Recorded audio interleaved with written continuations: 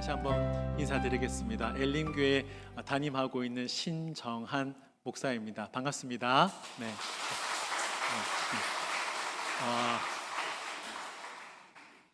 박수 진짜 좋네요. 네. 한 번 더 하겠습니다. 저희 안에도 왔으니까 저희 안한테도 박수 한번. 네. 네.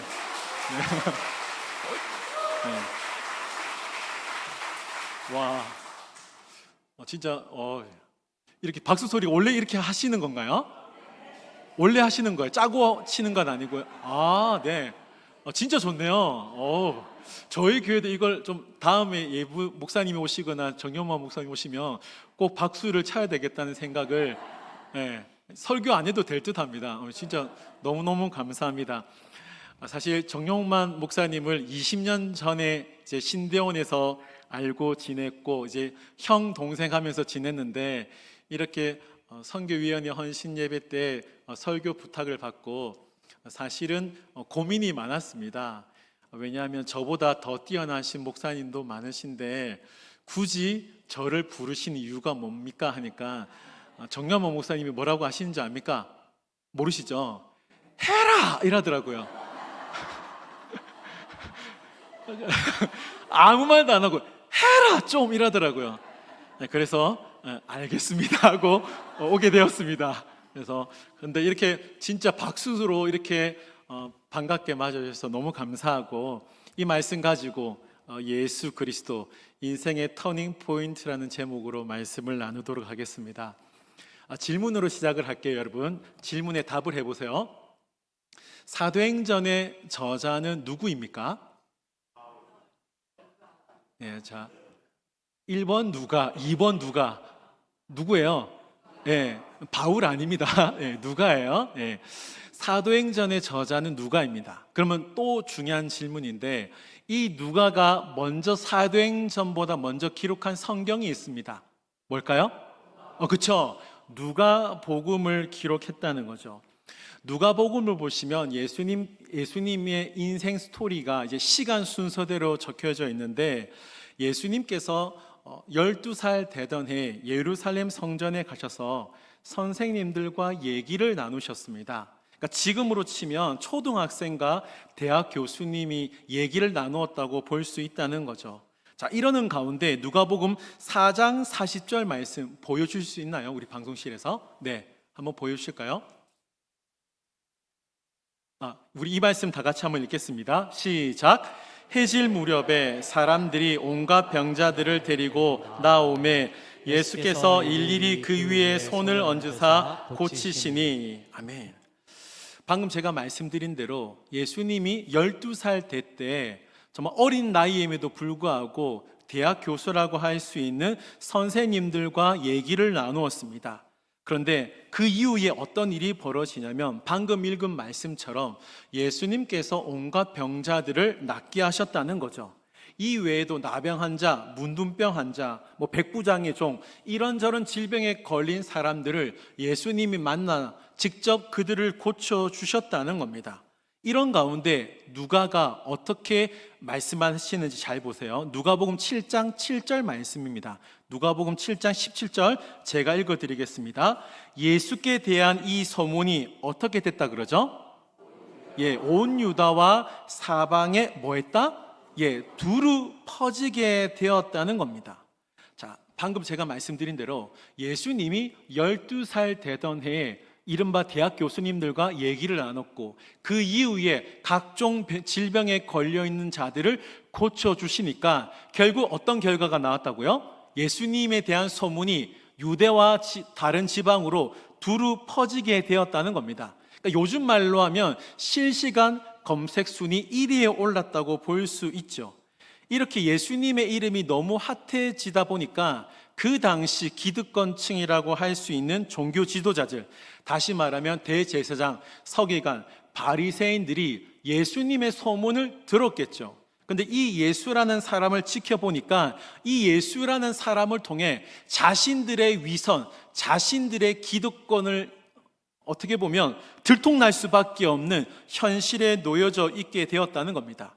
결국 우리가 잘 아는 대로 가룟 유다를 통하여서 그 가룟 유다와 은밀한 접선을 하게 되고 예수님을 호시탐탐 넘겨줄 기회를 찾게 되었다는 거죠. 그래서 결국 어떻게 됩니까? 우리가 잘 아는 대로 예수님께서 십자가에 못 박아 죽게 되었다는 것입니다.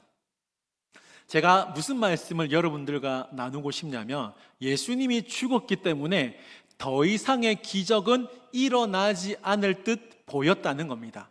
자, 무슨 말인지 아시겠죠? 동의가 되시죠? 네. 이런 상황 가운데서 오늘 본문을 잘 보시면 예수님처럼 놀라운 기적을 베푸는 베드로가 등장하고 있다는 겁니다. 베드로와 요한이 기도 시간이 되어서 다른 유대인들과 더불어서 예루살렘 성전으로 향하게 됩니다. 그런데 그들과 다르게, 여기서 그들은 베드로와 요한과 다르게 다른 목적으로 예루살렘 성전에 있는 사람을 만났다는 거죠. 2절 말씀을 보세요. 우리 2절 말씀은 함께 읽겠습니다. 2절입니다. 시작. 나면서 못 걷게 된 이를 사람들이 메고 오니 이는 성전에 들어가는 사람들에게 구걸하기 위하여 날마다 미문이라는 성전문에 두는 자라. 아멘. 누가는 이 사람을 나면서부터 못 걷게 된 이라고 말씀합니다. 그리고 우리가 읽진 않았습니다만 사도행전 4장으로 넘어가시면 이 사람의 나이가 40여 세라고 기록되어져 있습니다. 다시 말하면 40년 동안 한 번도 걷지 못한 사람이었다는 거죠. 여러분 한번 상상해 보십시오. 40년 동안 걷지 못했다. 기분이 어떨까요? 네? 희망을 잃어버렸다고요? 걸음을 잃어버렸다. 예, 희망을 잃어버렸다라고도 볼 수 있겠죠. 또 다른 분은 어떻게 생각하십니까? 자, 여러분 이제 이렇게 외부 목사님이 왔으면 또 박수만 치는 것이 아니라 답도 해주면 서로가 좋잖아요. 얼굴 붉힐 일도 없고, 그렇죠? 40년 동안 걷지 않았다 생각해 보세요. 아니 4일이라도 걷지 않았다 생각해 보세요. 어떨까요? 그렇죠? 굉장히 기분이 답답하고 절망 속에 빠질 수밖에 없다라는 거죠. 자, 그런데 이 안진뱅이를 한번 잘 보세요. 절망과 아픔밖에 없는, 뼈에 사무치는 아픔밖에 없는 이 자가, 안진뱅이가 지금 예루살렘 성전에서 뭐 합니까? 구걸을 했다라는 거죠. 자, 구걸하기 위해서는 뭐 해야 될까요? 한번 따라해 보겠습니다. 자본주의 미소. 자, 뭔지 아시겠죠?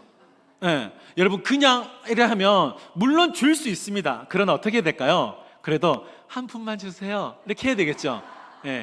제가 이제 올 일이 없으니까 이렇게 하는 거예요. 저희 교회에서는 이렇게 설교하지 않습니다만 이제 언제 올지 모르기 때문에 제가 좀 더 편안하게 설교를 합니다. 자본주의 미소가 분명히 있어야 됩니다. 그렇죠? 그래야 좀 더 받을 수 있다라는 거죠. 아마도 자본주의 미소를 띄우면서 누군가는 돈을 줬겠죠. 누군가는 먹을 것을 분명히 주었을 겁니다. 자, 그런데 여러분 한 번 더 질문을 드릴게요. 왜 하필 이 안진뱅이는 다른 데도 있는데 예루살렘 성전에서 구걸할까요? 왜 그럴까요? 그렇죠? 좀 더 많은 수익을 거둘 수 있었기 때문에 이렇게 예상해 볼 수 있습니다. 자, 이건 누구나 예상할 수 있는 말이죠. 맞습니다. 아마도 이런 저와 여러분들이 예상하는 그 마음이 있기 때문에 이 안진뱅이도 예루살렘 성전에서 구걸한다고 볼 수 있습니다. 그러나 또 다른 가능성이 있다라는 거죠. 사도행전 16장을 보시면 사도 바울이 빌립보 지방에서 복음을 전하다가 귀신 들린 한 요종을 만나게 됩니다. 그 요종에게 주인이 있었어요. 이 귀신 들린 이 여자가 흔히 말하는 미래를 점치는 자입니다. 그러니까 미래를 맞추다 보니까 사람들이 신기해서 돈을 내고 자신의 미래를 이제 어떻게 될지 궁금해해서 만났다는 겁니다. 그런데 이 사도 바울이 귀신 들린 이 요정을 고쳤거든요. 고치면서 이렇게 적혀 있습니다. 사도행전 16장 19절 말씀. 요종의 주인들은 자기의 뭐가 끊어진? 수익의 소망이 끊어진 것을 보고 바울과 실라를 붙잡아 장터로 관리들에게 끌어갔다가, 귀신 들린 이 여종이 있었는데 이 주인이 이 귀신 들린 여종을 통하여 수익이 일어나게 되었습니다. 그러니까 아무런 일도 하지 않고 진짜 아주 수많은 돈을 이제 갈 길을 긁어 모았다고 할 수 있죠. 이것을 아마 오늘 본문에 적용해 본다면 물론 안전뱅이가 자신의 수익을 위하여 왔을 수도 있습니다만 또 다른 가능성은 뭐예요? 이른바 압덕업주의 행포로 말미암아 이 안전뱅이가 어쩌면 이 예루살렘 성전에서 한 푼 줍쇼, 두 푼 줍쇼 할 수도 있다라는 겁니다. 사실 우리가 걷는 기쁨이 있잖아요, 여러분. 그렇죠? 걷는 기쁨이 있어요. 예한교회 걸어올 수 있는 기쁨도 있고, 가족을 만날 때 걸어가는 기쁨, 그리고 이 주위에 얼마나 수많은 맛집들이 있습니까? 제가 예전에 홍대에서 사역을 했습니다. 놀라지 않으시네요, 여러분. 놀랄 필요도 없죠. 놀랄 것도 아니죠. 수많은 맛집들이 있으니까 걸어서 가는 그 기쁨이 있잖아요. 그런데 이 안전뱅이는 걸을 수 없으니까 이런 일상적인 기쁨을 전혀 누릴 수 없고 누군가의 도움 없이는 전혀 살 수 없는, 사실은 희망이 없는 자가 오늘 본문에 나오는 안전뱅이라고 할 수 있습니다. 그리고 방금 말씀드린 대로 어쩌면 누군가가 이 안전뱅이를 통하여 돈벌이 수단으로 사용하고 있기 때문에 이 사람에게는 진짜 희망은 전혀 없는, 절망밖에 없는 인생이 오늘 본문에 나오는 안전뱅이라 할 수 있다라는 것입니다. 그러나 오늘 말씀 제목처럼 이 안전뱅이가 한 사람을 만나서 오늘 제목처럼 터닝 포인트가 일어나게 되었다는 거죠. 여러분, 한 번 더 묻겠습니다. 터닝 포인트가 뭐예요? 전환점, 변화, 전환점이라고 볼 수 있습니다. 자, 그러면 이 안전뱅이에게 예수 그리스도를 만나서 어떤 터닝 포인트, 전환점이 있는지를 한번 살펴보게 되겠습니다. 살펴보도록 할게요. 베드로와 요한이 성전 미문 앞에 돈을 구걸하는 안전뱅이를 만나게 됩니다. 자, 만났다는 건 베드로와 요한도 아예 안전뱅이를 보지만 안전뱅이는 누구를 보는 거예요? 베드로와 요한을 보게 되었다는 겁니다. 사실 여러분들이 안전뱅이라고 생각해 보세요. 저와 여러분들이 안전뱅이인데 그 사람이 베드로인지 요한인지 상관 있어요? 없어요? 상관없죠? 그렇죠?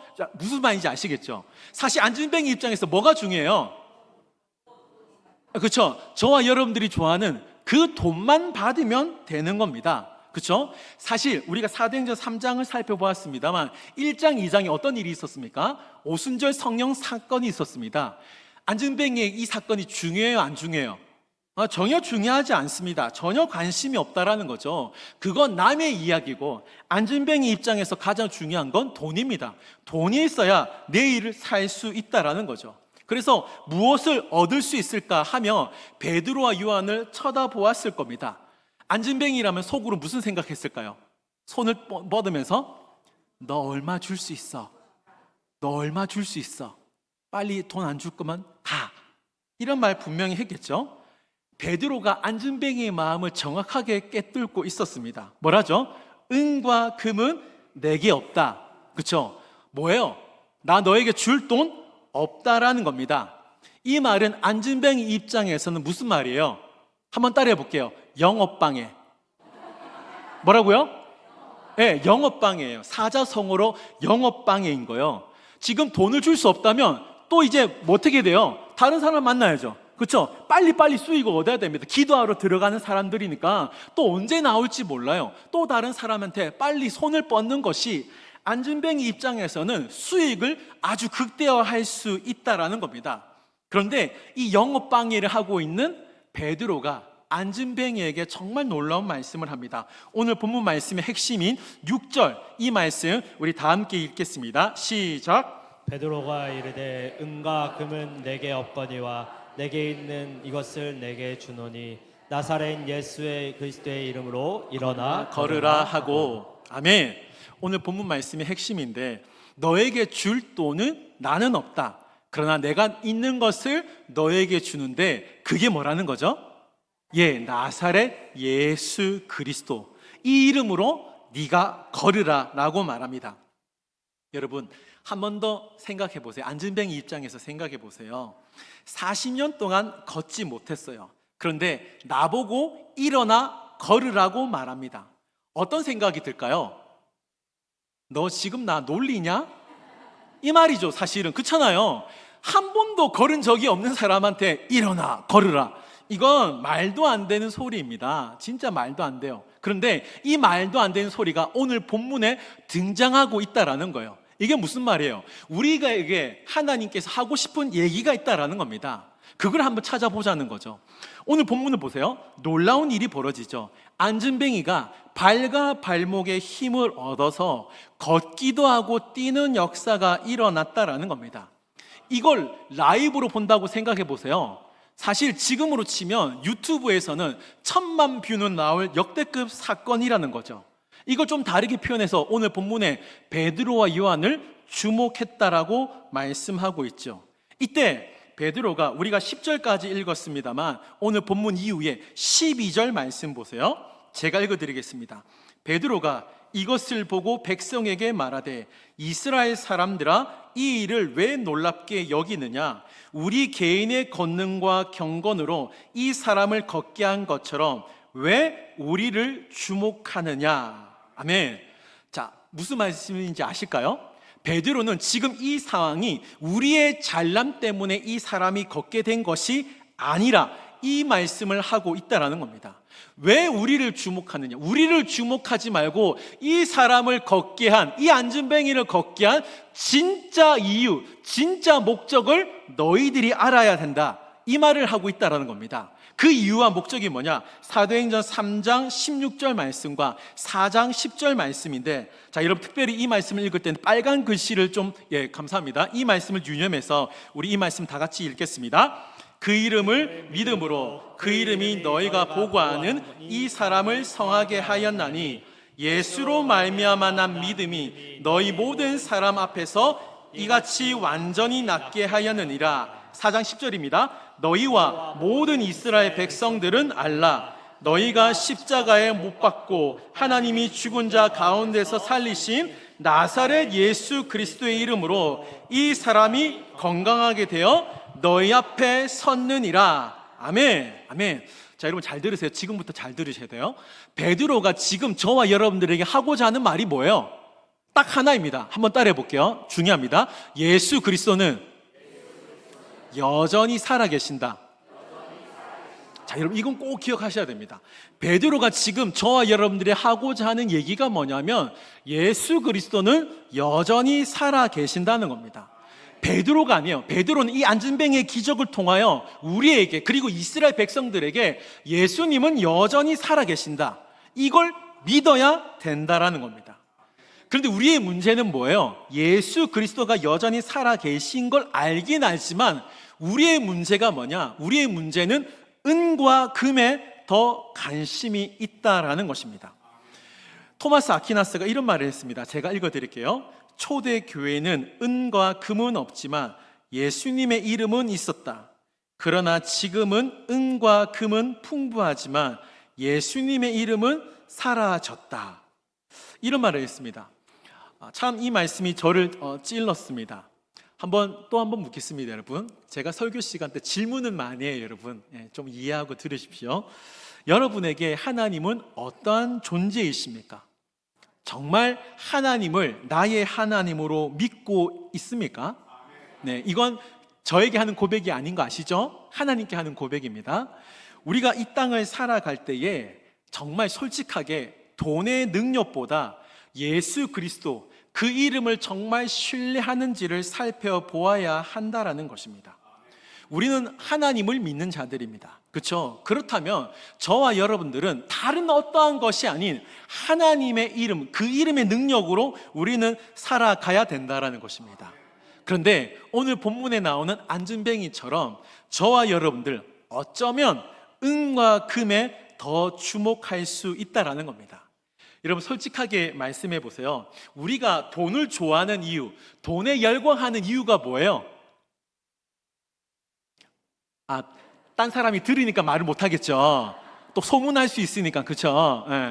우리가 돈에 열광하고 돈에 주목하는 이유는 오늘 말씀 제목입니다. 터닝 포인트가 일어나길 바라는 거예요. 지금 이 동네가 어떤 동네죠? 동네 이름이 뭐죠? 홍제동이죠. 홍제동. 저는 이제 홍대 쪽이 잠시 사역을 했었는데 이 주변에 얼마나 좋은 대학 많이 있습니까? 그렇죠? 이대도 있고 서강대도 있고 뭐 연대도 있고 좋은 대학이 많습니다. 우리 자녀들이 다 스카이 대학 가기를 원하는 이유가 뭐예요? 그렇죠. 예. 우리 집사님이십니까? 아, 진짜 감사합니다. 예. 너무 좋은 말씀 잘해 주셨습니다. 터닝 포인트가 일어나기를 바라는 거예요. 어떤 터닝 포인트예요? 그런 대학 가면 돈 많이 벌어서 우리 자녀 달라질 수 있다라고 생각합니다. 좀 다르게 질문해 볼게요. 우리 여기 여성분들이 많으신데 우리 사위가 돈 잘 번다 생각해 보세요. 그냥 상상만 하세요. 현실은 아니에요. 네, 예, 정확하게 팩트를 따져야죠. 상상해 보세요. 그러면 어떤 터닝 포인트가 있길 바래요? 우리 사위가 돈 많이 벌면 우리 딸 고생하지 않겠지.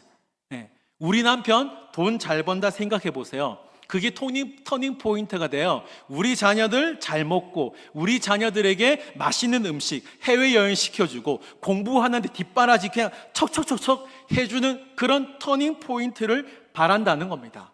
요즘 남녀노소 할 것 없이 직업의 선택의 기준이 돈이 되고 말았죠.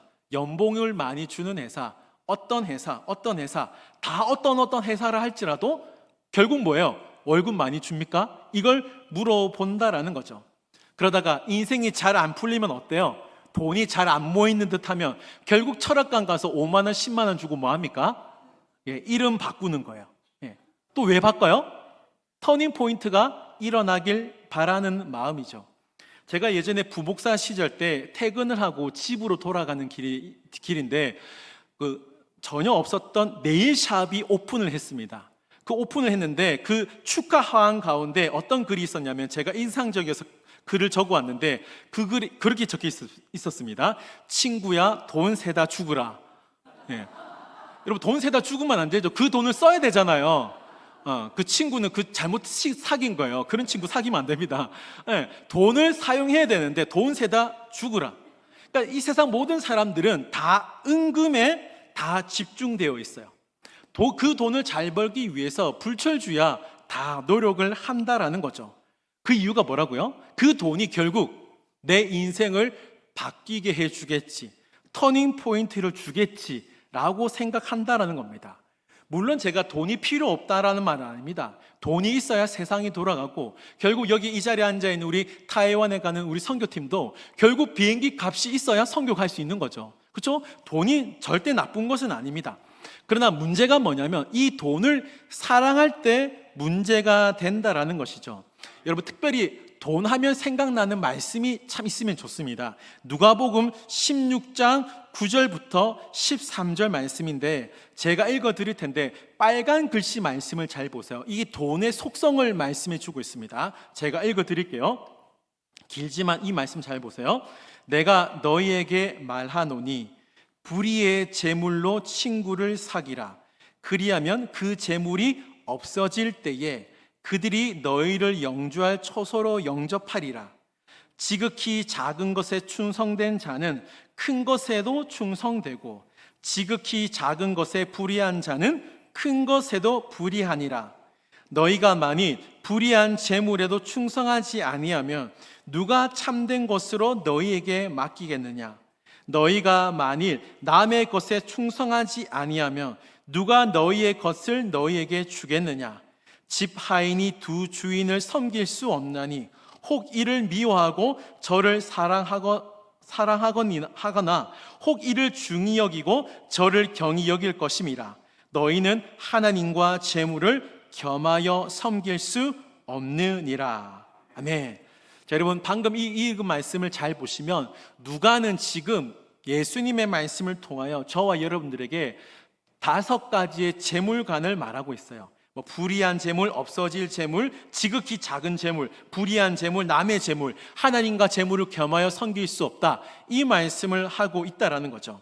여기서 불의의 재물이 의미가 뭐냐면 부정적인 의미가 아니라 재물의 속성이 불의하다는 것입니다. 언젠가는 사라져 버린다는 것입니다. 예를 들면 이거예요. 재물 때문에 결국 어떤 일이 벌어집니까?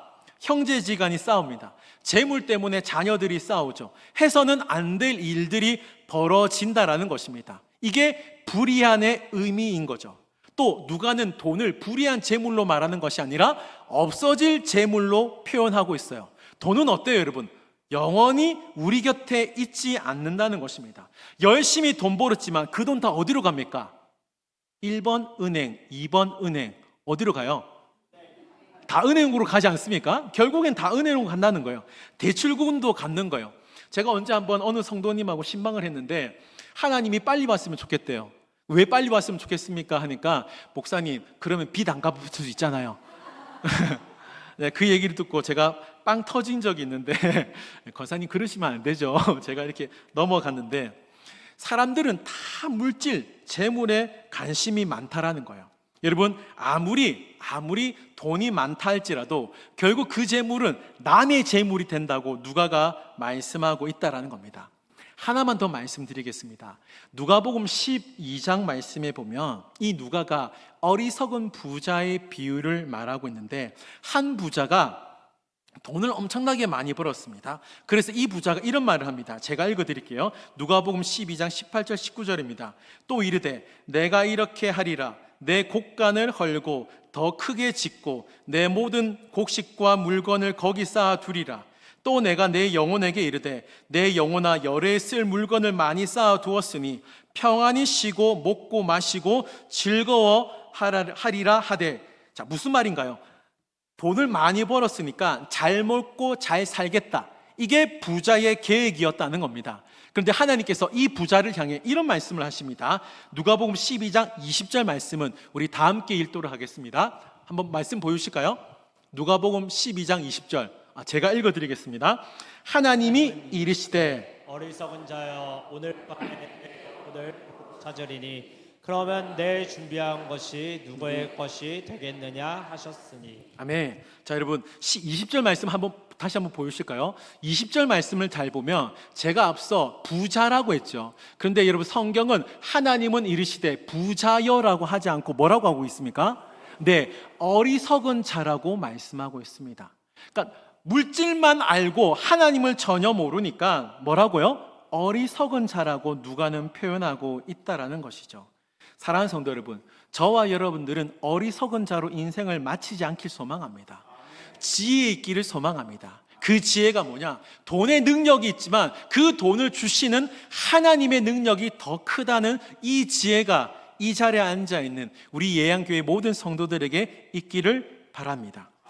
사랑하는 성도 여러분, 다시 말씀으로 돌아가겠습니다. 다시 한번 질문할게요.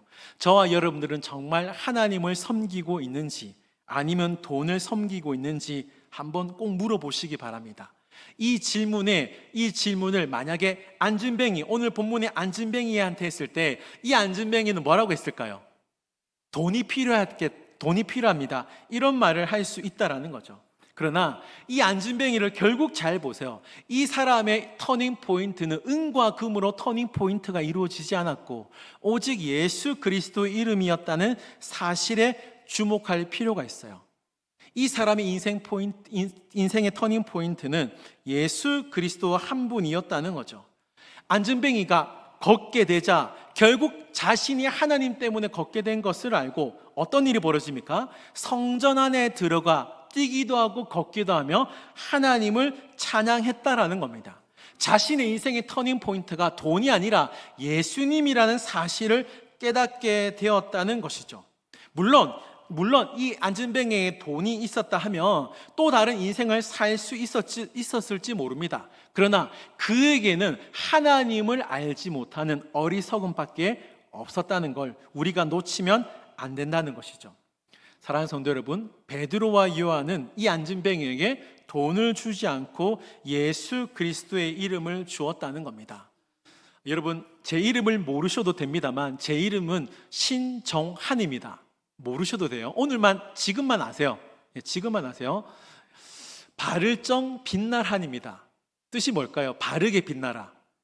바르게 빛나야 되는데 제 얼굴이 조금 새카매서 약간 지금 바르게 빛나지 못하고 있는데 제가 왜 이 이름을 말씀드리냐면 이름에는 다 뜻이 있다라는 거죠. 그렇죠? 사물에는 다 이름에 뜻이 있다라는 겁니다.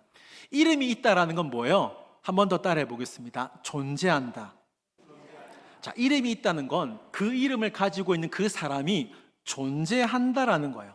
여러분들이 알고 있는 그 이름을 한번 생각해 보세요. 존재하는 이름이라는 거죠. 그 이름을 통해서 그 사람의 삶, 그 사람이 어떤 인생을 살았는지 우리는 어느 정도 알 수 있다라는 겁니다. 하나님께서 저와 여러분들에게 예수 그리스도라는 이름을 주셨습니다. 이 이름은 우리에게 구원의 이름이고 하나님 앞에 나아갈 수 있는 은혜의 이름이 된다라는 것이죠. 저와 여러분들의 이름은 사람이 지어줬습니다. 부모님이나 할아버지, 할머니가 지어주신 이름이에요. 그러나 예수 그리스도의 이름은 하나님이 지어주신 유일한 이름이라는 겁니다. 예수 그리스도께서 우리에게 죄 씻음을 주셨습니다. 이게 우리의 인생의 터닝 포인트 아니겠습니까? 예수 그리스도의 이름으로 기도하면 하나님이 응답해 주신다고 약속하셨습니다. 이게 예수 그리스도의 이름으로 우리에게 주어진 인생의 터닝 포인트 아니냐는 거죠. 그리고 영접하는 자, 그 이름을 믿는 자들에게는 하나님의 자녀가 되는 권세를 주셨다는 거예요. 이게 예수 그리스도의 이름을 믿는 그 자에게 일어나는 인생의 터닝 포인트가 된다는 것입니다. 사랑하는 예안교회 성도 여러분, 결국 우리 인생을 바꾸는 건 다른 무엇이 아니라 예수 그리스도가 우리 인생을 바꾼다는 것입니다. 은과 금도 중요합니다만 더 중요한 예수 그리스도가 우리 마음속에 있기를 바랍니다. 특별히 이제 대만으로 선교를 가시는 분들, 우리 이렇게 하얀 옷 입은 분들은 다 대만 가시는 분들인가요? 네, 참 고생이 많으십니다. 네, 오늘도 또 이후에 또 모임이 있겠네요. 연습하시고. 그렇죠. 네네네. 계속 하시겠죠. 정말 중요합니다. 근데 화려한 거 많이 하고 사역을 위한 수많은 프로그램이 있지만 그 타이완 영혼에게 정말 필요한 건 은과 금이 아니라 예수 그리스도라는 사실을 잊지 마시고 이 타이완 선교 모임에 참석하셨으면 좋겠습니다. 그리고 이 자리에 참석한 우리 예안교회 성도 여러분, 저는 이제 떠납니다. 이제 저는 안 올 겁니다. 부르지도 않을 거예요. 그러나 저와 여러분들 그 마음속에 오직 예수 그리스도의 그 이름 하나는 남아있기를 바랍니다. 그 이름이 우리 인생을 바꾸는 터닝 포인트가 되는 가장 중요한 분이 예수님임을 잊지 말고 저와 여러분 삶 가운데 그리고 우리 예한교회 가운데 오직 예수 그리스도의 이름만으로 놀라운 터닝 포인트가 앞으로 일어날 수 있기를 주님의 이름으로 축원드립니다. 아멘.